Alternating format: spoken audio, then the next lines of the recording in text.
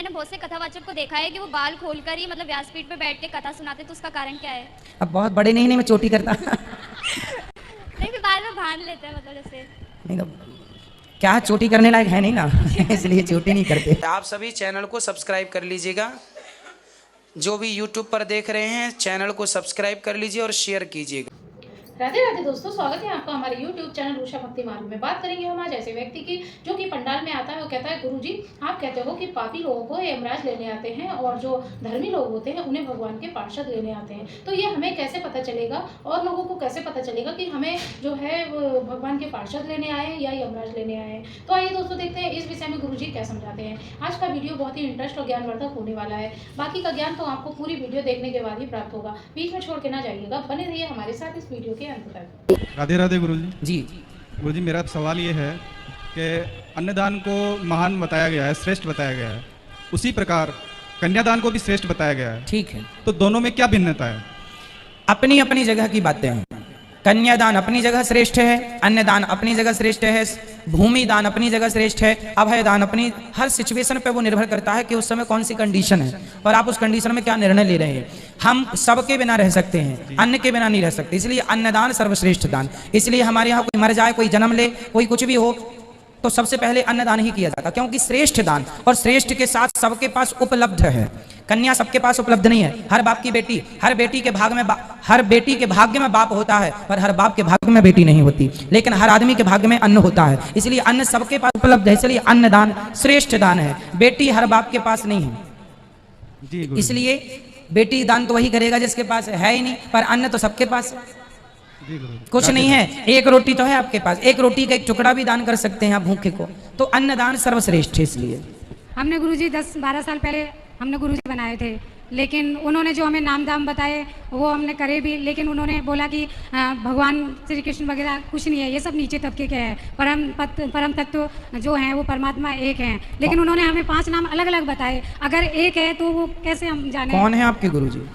हम जय गुरुदेव जो मथुरा में है। 5 नाम अलग अलग दिए जी, और उनके स्वरूप और उनके स्थान और उनकी ध्वनि सब अलग अलग बताई गई। तो जब 5 नाम दिए, फिर वो ये भी कह रहे हैं कि भगवान कोई है नहीं, कृष्ण भगवान नहीं है जी, राम जी। वो बोलते हैं कि ये सब नीचे तबके के हैं। फिर ऊपर कौन है? तो ऊपर जो परम पिता है वो एक अलग ही है। कौन है वो परम पिता? अब पता नहीं, उन्होंने 5 नाम बताए, उन 5 नामों के अलग अलग रूप, अलग अलग उनका ध्वनि और अलग अलग उनका मतलब स्वरूप बताया है। अब हम तो शुरू से ही भगवान श्री कृष्ण को, श्रीमन नारायण को मानते आए हैं, तो हमारे मन उनमें लगता ही नहीं, तो हम कैसे रहे? परम पिता परमात्मा, परमात्मा परम आत्मा, एक होती है हमारी आत्मा, एक ईश्वर। जिस आत्मा के द्वारा ये आत्माएं संचालित हो रही हैं वो परम आत्मा को परमात्मा कहते हैं। जो निराकार है उसे ब्रह्म कहते हैं, जो साकार है उसे राम और कृष्ण कहते हैं। कृष्णस्तु भगवान स्वयं। देखो, इसलिए किसी की बातें ना मानो, केवल भगवत गीता की बात मानो। भगवत गीता में लिखा है कृष्णस्तु भगवान स्वयं, स्वयं भगवान कृष्ण ही भगवान है। मेरा सवाल ये है कि आदमी जब पापी होता है तो उसके लिए जमदूत आते हैं, जमदूत आते हैं, और जो भजन करते हैं, जो भगवान के नाम जप करते हैं, वो मर जाते हैं तो जमदूत आते हैं उनके लिए? नहीं, उनके लिए पार्षद गण आते हैं। पार्षद, पार्सल, पार्सल नहीं पार्षद, पार्षद गण भगवान के पार्षद होते हैं ना, हाँ, वो आते हैं। अच्छा, तो अंत समय में हमको पता कैसा चलेगा कि जमदूत आया है कि पार्सल आया है? वो फिर आप ही को पता चलेगा, और किसी को पता चलेगा ही नहीं। वो तो आप ही को पता चलेगा और किसी को पता ही नहीं चलेगा, और बाकी तो सब रोने धोने में लगे रहेंगे। हमको क्या दिखाई देगा उधर? उस समय जब आपको काले काले दिखाई पड़े तो वो यमदूत हैं। अच्छा। और सुंदर सफेद गोरे गोरे दिखाई पड़े वो पार्षद गण हैं, जिनके 4 हाथ होंगे, चतुर्भुज रूप में आते हैं वो। हाँ। साक्षात भगवान जैसे होते हैं वो। हाँ। और वो आपको बढ़िया विमान में बिठा के ले जाएंगे, और यमदूत तो कोड़े मारते ले जाते हैं ले और तो वो सब, वो यमदूत फिर बड़े बड़े भयंकर टाइप के दिखते हैं वो। अच्छा। वो देखने से लग जाता है। अच्छा, राधे वो फिर राधे। दिखेगा आपने, वो सब दिखाई पड़ेगा। ये गुरु राधे राधे। खुश रहो। राधे राधे। राधे राधे। मुझे मेरा सवाल ये है कि जब हम सूर्य को जल अर्पण करते हैं तो क्या हमें कोई नियम का पालन करना चाहिए? कोई नियम नहीं है। सूर्य भगवान को पूर्व दिशा की ओर मुंह करके आप सूर्य भगवान को जल चढ़ाएं, सूर्याय नमः कहते हुए। और जल चढ़ाने के बाद सूर्य भगवान की 7 प्रदक्षिणा होती हैं, 7 परिक्रमा। तो खड़े खड़े 7 बार घूम जाइएगा, यदि परिक्रमा लगाने का मन है तो, नहीं तो ऐसे ही प्रणाम कर लो, हो गया। जी, हमारा घर में 3-3 जीव चढ़ता है और घर में के लोग कोई मानता नहीं, हम माना करते हैं कि नहीं चढ़ेगा जीव, बाकी फिर भी 3-3 जीव हर महीना में, चाहे शादी ब्याह में 3 जीव को जब करते हैं लोग। कौन मारता है? जी घर के देवता के तो पता नहीं, बाकी 3 जीव चढ़ाते हैं लोग, काट के हैं लोग। कौन चढ़ाता है? घर के लोग, बुजुर्ग लोग कहते हैं कि हमारा परंपरा चलती है, हम बंद नहीं करेंगे। कहाँ लाए हैं बुजुर्गों को? यहाँ नहीं, यहाँ लाना, हम समझाएंगे बुजुर्गों को। जी आप अपने मुंह से कह देंगे तो थोड़ा समझ जाएंगे लोग। हाँ हाँ, मेरी बात आपके पूर्वजों को सुनवाई। क्या बकरा बकरा मारते हैं? जी 3 जीव, मुर्गा, फिर खोसी, बकरी और सुअर, 3 जीव चढ़ाते हैं लोग। सुअर भी मारते हैं, बकरा भी और मुर्गा भी जी। और और हम हमारा पति मने करते हैं तो कहते कि नहीं कुछ अनहोनी हो जाएगा, मने नहीं करना। तो क्या वो अच्छा है गुरुजी? नहीं नहीं बेटा, आप लोग अपनी जगह सही हैं, पर जो आपके पूर्वज लोग बकरा बकरी चढ़ा रहे हैं वो बहुत गलत है। कोई भी देवी देवता किसी जीव की हत्या नहीं चाहते। क्या बताइए, मैं अपनी खुशी के लिए आपके सिर पे तलवार चला दूं तो क्या ये ठीक होगा? कोई माँ ये कहेगी कि मैं अपने बेटे को, भाई भगवान के लिए तो सब बच्चे हैं, बकरा भी, मुर्गी भी, हम भी और सब, तो उनके लिए बकरे बकरी को मारना ये अपराध है, इससे बचना चाहिए। ये पूर्वजों ने क्या बनाया पता है? इनको क्या खाने की लत लग गई, तो इन लोगों ने शादी विवाह में शुरू करवा दिया कि भाई शुरू करो, इसी बहाने खाने को मिलता रहेगा, और फिर वही परंपराएं लोगों ने मान ली। अरे ये सारी परंपराएं गलत हैं। नंद बाबा ने इंद्र की पूजा करते थे, तो भगवान श्री कृष्ण ने इंद्र की पूजा बंद कराई, कहा यह गलत परंपरा है, गिरिराज जी की पूजा शुरू कराई, गलत परंपरा को बंद कराया, सही परंपराओं को स्टार्ट कराया। तो आप लोग भी अपने घर की गलत परंपराओं, किसी जीव की हत्या कहीं से कहीं, हमारे वेद कहते हैं अहिंसा ही परमो धर्म, जहाँ अहिंसा की बात हो वहाँ हिंसा को स्वीकार कैसे किया जा सकता है? इसलिए ये तो पूरा गलत ही है बेटा। आप लोग सबको समझाइएगा, नहीं तो हमारे पास लाइए। राधे राधे गुरुजी। खुश रहिए, खुश रहिए गुरुजी। राधे राधे, प्रणाम गुरुजी। खुश रहिए गुरुजी। ऐसी कृपा आपकी हो गई कि अब लड़का बार बार फोन करता है कि पापा जी आ जाओ। अच्छा, हम औरैया से आपके बारे में एक बार कहा था। बिल्कुल बिल्कुल याद है, आपके बेटे ने आपको मारने की बात कही थी। जी जी, लेकिन अब इतना थोड़ा बदलाव सा इनके हुआ। बेटे ने इनको मार डालने की कही थी कि मैं अपने बाप को मार डालूंगा, तुम पैसे नहीं देते, लेकिन जब से इन्होंने कथा सुनी तो इनका बेटा बदल गया। भगवान की कृपा होती है कि अब इनके बेटा इनका सम्मान करने लगा, आदर करने लगा। और उन्होंने, कक्का जी ने थोड़ी सेवा भी मुझे दे दी है, तो हम यहाँ सेवा भी डेली कर देते हैं। हाँ ठीक है, खुश रहिए, सदा यही आशीर्वाद दीजिए कि हमारा मतलब भविष्य उज्जवल हो जाए। बस आपका भविष्य भगवान की भजन से ही उज्जवल होगा। और कैसा उज्जवल चाहते हैं? मतलब हम वृंदावन छोड़ के हमें भक्ति आ जाए, और मुझे कुछ नहीं, केवल भक्ति में हम रम जाए। बस भक्ति तो मिलेगी। जी महाराज, प्रणाम। सुनील कुमार पटेल जी। गुरुजी, मैं खेती बाड़ी करता हूँ तो मेरे से बहुत सारे जीव मर जाते हैं, तो क्या हम पापी हैं? ना। देखो, जैसे हम रास्ते से जा रहे हैं और हमारे गाड़ी के नीचे बरसात में सड़क में कितने मेंढक होते हैं, तो कितने मेंढक हमारी गाड़ी के नीचे दब के मर जाते हैं।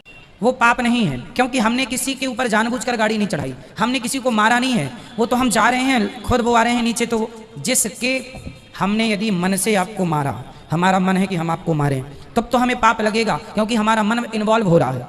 जहाँ पे मन कोई इन्वॉल्व नहीं होता किसी का, उसमें पाप नहीं लगता। जैसे आपने मच्छर मार दिया तो आपका मारने का मन नहीं था, आपने हाथ रखा, मर गए, इसमें कोई पाप नहीं लगेगा। किसान खेत में जीव जंतुओं को मारते हैं क्योंकि वो आप जानकर नहीं मार रहे हैं, आप तो अपनी फसल की रक्षा कर रहे हैं और ये आपका धर्म है। इसलिए कीट पतंगों को इस प्रकार यदि आप मारते हैं तो कोई हत्या नहीं है, कोई पाप नहीं है। यदि पाप लगता है तो सूर्य भगवान को जल चढ़ाने से, भगवान का स्मरण करने से पाप से मुक्ति भी मिलती है। ये सामान्य पाप है। 5 प्रकार के पाप सबसे होते हैं। पहला पाप, झाड़ू लगाने में पाप लगता है, क्योंकि झाड़ू से बहुत सारे जीव जंतु, चींटियों के ऊपर झाड़ू चल गई, मर जाएगी, तो ये पाप हमने कोई जान के नहीं किया, झाड़ू तो लगानी पड़ेगा, तो ये सामान्य पाप। दूसरा पाप, जैसे चूल्हे पे, आजकल तो गैस का जमाना, पहले कंडे और लकड़ी, ओपले और लकड़ी से रोटियां बनती थी चूल्हे पे, तो उन लकड़ियों में बहुत सारे जीव जंतु होते थे, छोटे छोटे कीट पतंगे, तो वो भी मर जाते थे।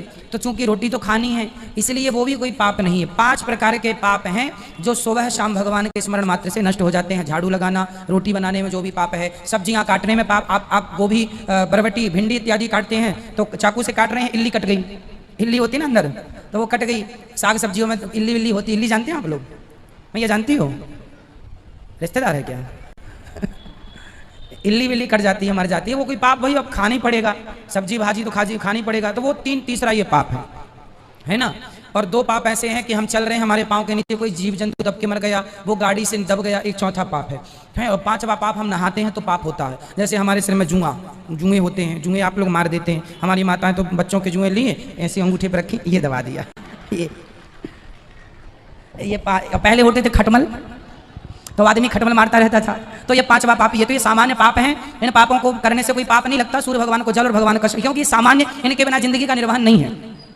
अब हम चलेंगे, नहाएंगे। अब मेरे आपको पता है आपके जो पसीना होता है ना आपका, एक्चुअली वो एक प्रकार का बैक्टीरिया है। बहुत सारे बैक्टीरिया आपके शरीर में पसीने में घुल जाते हैं। आप नहाए तो सारे मर गए, वो भी एक अपराध है। लेकिन वो अपराध क्या करो, करना ही पड़ेगा, नहीं वो मार डालेंगे अपने को। तो इसलिए ये कोई पाप नहीं है, करना पड़ेगा, ठीक है, इसलिए इसका कोई दोष नहीं है। प्रणाम गुरु जी, खुश रहिए। गुरु जी, सूर्य ग्रहण और चंद्र ग्रहण क्यों लगता है?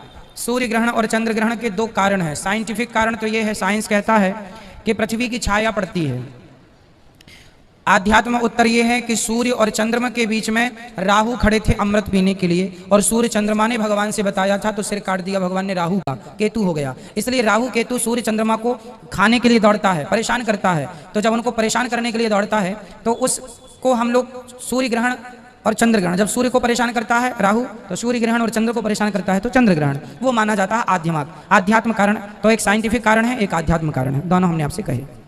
तो देखा दोस्तों, आज की वीडियो आपने पूरी देखी और सुनी। जैसे कि उस व्यक्ति ने कहा कि गुरुजी हमें कैसे पता चलेगा कि हमें जो है भगवान के पार्षद लेने आते हैं या अमराज लेने आते हैं। तो गुरुजी ने यही समझाया कि ये मरने वाले व्यक्ति को ही दिखाई देते हैं कि जैसा वो कर्म करता है, पाप करता है या धर्म कार्य करता है, उसके अनुकूल जो है उसे ही मरने के समय भगवान दिखाई देते हैं या यमराज दिखाई देते हैं, उनके पार्षद दिखाई देते हैं।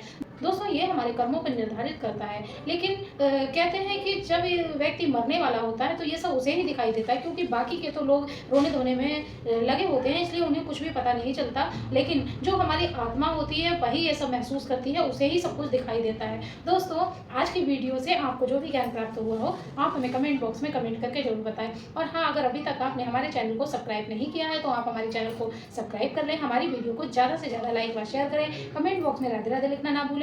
मिलेंगे किसी ऐसी ही अन्य वीडियो के साथ, ज्ञानवर्धक वीडियो के साथ, तब तक के लिए राधे राधे।